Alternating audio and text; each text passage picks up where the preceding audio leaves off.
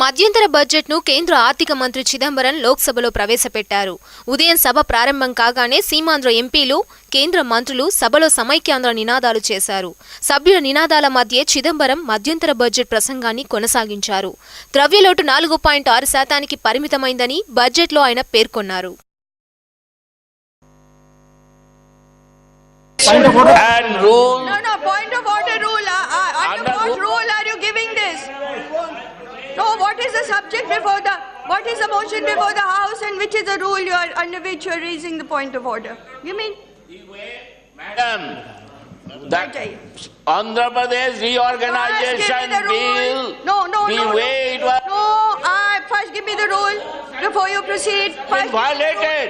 No. Sir, Nothing will go in record. Yes, Chidambaram. Please give the rule. Give the rule before I make you. No. Yes. Madam Speaker, I rise to present the interim budget for 2014-15. As I prepared to write this speech, I found that whether it is a regular budget for the full year or an interim budget, some things remain the same. For example, our goals are the same and the global context is the same. As I said last year, we are not unaffected by what happens in the rest of the world. Since September 2008, the state of the world economy has been the most decisive factor impacting the fortunes of every developing country. Hence, it is pertinent to say a few words on the global economy as well as on the global risks.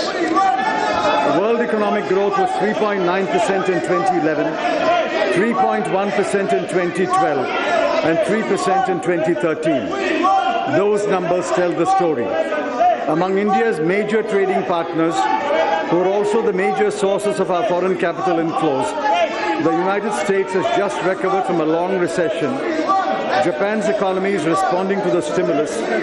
The Eurozone as a whole is reporting a growth of 0.2%, and China's growth has slowed from 9.3% in 2011 to 7.7% in 2013. The Global Risks 2014 report has mapped 31 global risks. Of highest concern are 10 risks that include fiscal crisis, structurally high unemployment or underemployment, income disparity, governance failure, food crisis, and political and social instability. The challenges that we face are common to all emerging economies. 2012 and 2013 were years of turbulence. Only a handful of countries were able to keep their head above the water, and among them was India. I shall presently give you an account of how we navigated the Indian economy through this turbulent period. Now, what do you want me to do? I can't do this throughout.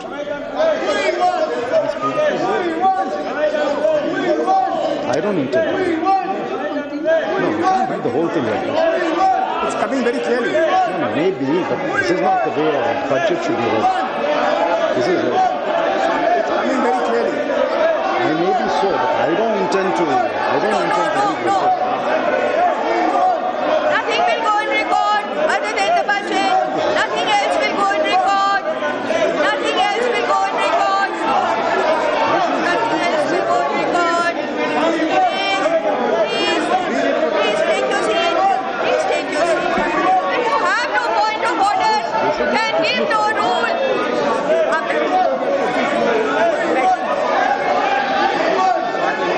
No. Please. Please.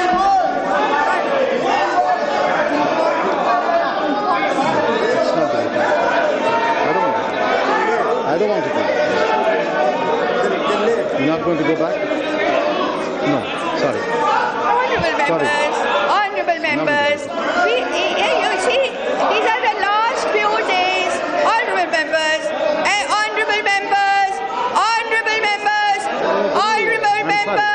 these are the last few days of the 15th Lok Sabha session.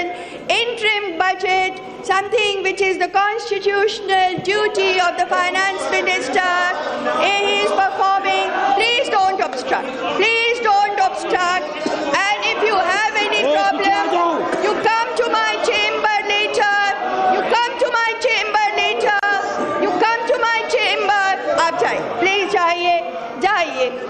हाँ, 0 our अभी बाद में देखेंगे हम। अरे 0 our बाद में देखेंगे, बजट होने दीजिए। आप बैठिए। You come to my chamber later. You come to my chamber later. Whatever the problem, I will try my best to sort it out. आप जाकर बैठ जाइए। जाकर बैठ जाइए।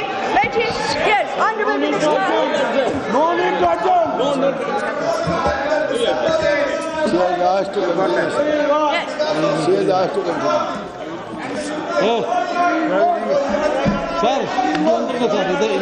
करना करेंगे, जाकर बैठिए। What is all this? Come this side. Within days of my return to the Ministry of Finance, I had declared that our objectives were fiscal consolidation, price stability, self-sufficiency in food, reviving the growth cycle, enhancing investments, promoting manufacturing, encouraging exports, quickening the pace of implementation of projects, and finding practical solutions to certain stressed sectors such as petroleum, power, coal, highways, and textiles. Let me begin with the good news. The fiscal deficit for 2013-14 will be contained at 4.6% of GDP, well below the red line that I had drawn last year. More importantly, the current account deficit that threatened to exceed last year's CAD of $88 billion will be contained at $45 billion, and I'm happy to inform the House that we expect to add about $15 billion to the foreign exchange reserves by the end of the financial year. Analysts and rating agencies had acknowledged our efforts some months ago and no longer speak about a downgrade. I hope that domestic experts will now agree that the UPA government meant what it said when it put fiscal stability at the top of the agenda. Going forward, I appeal to all political parties to join me in the pledge that we shall never do anythanything that will affect stability of the foundations of India's economy. Last year, when I read the budget speech, WPI headline inflation stood at 7.3% and core inflation at 4.2%. Through the year, inflation saw its ups and downs. At the end of January 2014, WPI inflation was 5.05% and core inflation 3%.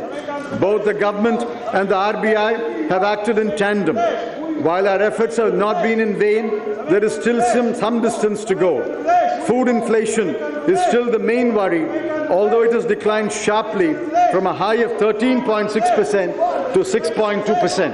Ask this guy to go back there. Come on, one guy will stop the parliament.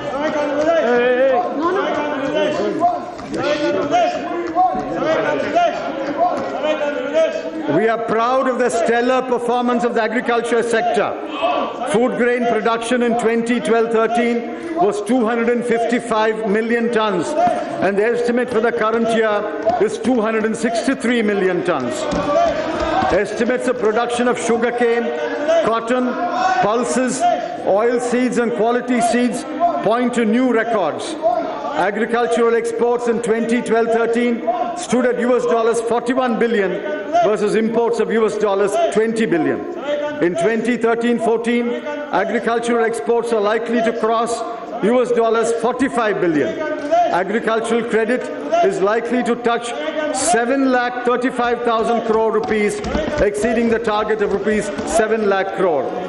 Agricultural GDP growth increased to 3.1% in the 5-year period of UPA 1 and further to 4% in the first 4 years of UPA 2.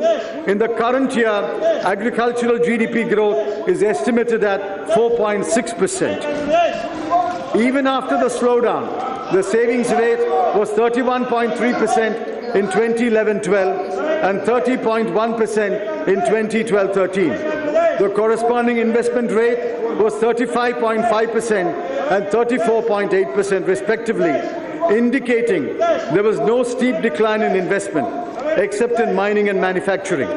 If the incremental capital output ratio had remained more or less the same, the outcome should have been a growth rate higher than the 6.7% and the 4.5% reported so far by the CSO for the 2 years, but that did not happen.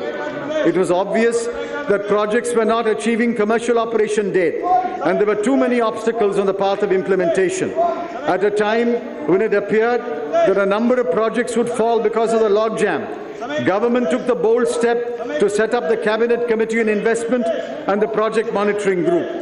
Thanks to the swift decisions taken by them, by the end of January 2014, the way was cleared for completing 296 projects with an estimated project cost of rupees 6,60,000 crore. Exports have recovered sharply, and the recovery must be seen in the context of growth of global trade declining from 6.1% in 2011 to 2.7% in 2013. India's merchandise exports reached a level of $300.4 billion in 2012-13, registering a negative growth of 1.8% over the previous year. Though 2013-14 began on a pessimistic note, I'm happy to inform the House that the year will end with estimated merchandise exports of $326 billion, indicating a growth rate of 6.3%. However, imports are down, and this does not augur well for either manufacturing or domestic trade. Our aim must be robust growth in both exports and imports, with trade in balance over a period of time.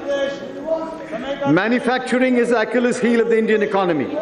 The deceleration in investment in manufacturing is particularly worrying. Consequently, there is no uptick yet in manufacturing. The National Manufacturing Policy has set the goal of increasing the share of manufacturing in GDP to 25% and to create 100 million jobs over a decade. 8 national investment and manufacturing zones have been announced along the Delhi-Mumbai Industrial Corridor, and 9 projects have been approved by the DMIC Trust. 5 NIMZs outside DMIC have also been given in-principle approval. 3 more corridors connecting Chennai and Bengaluru, Bengaluru and Mumbai, and Amritsar and Kolkata are under different stages of preparatory work. Additional capacities are being installed in major manufacturing industries such as steel, cement, refinery, power and electronics. Several measures have been taken to promote micro, small and medium enterprises, including notifying a public procurement policy, establishing technology centers and common facility centers, and launching the Khadi Mark. We have given a big push to infrastructure and capacity addition in infrastructure industries. In 2012-13 and in the 9 months of the current financial year, we have added 29,350 megawatts of power capacity, 3,928 kilometers of national highways, 39,144 kilometers of rural roads under PMGSY, 3,343 kilometers of new railway track, and 217.5 million tons of capacity per annum in our ports. Besides, 19 oil and gas blocks were given out for exploration, and 7 new airports are under construction. We have also facilitated infrastructure debt funds to provide takeout finance for infrastructure projects and ease the pressure on the banking system. Risk to capital flows. Thank you. Risk to capital flows were accentuated due to volatile global conditions and the indication in May 2013 of a reduction in asset purchases by the US Federal Reserve. The rupee came under pressure.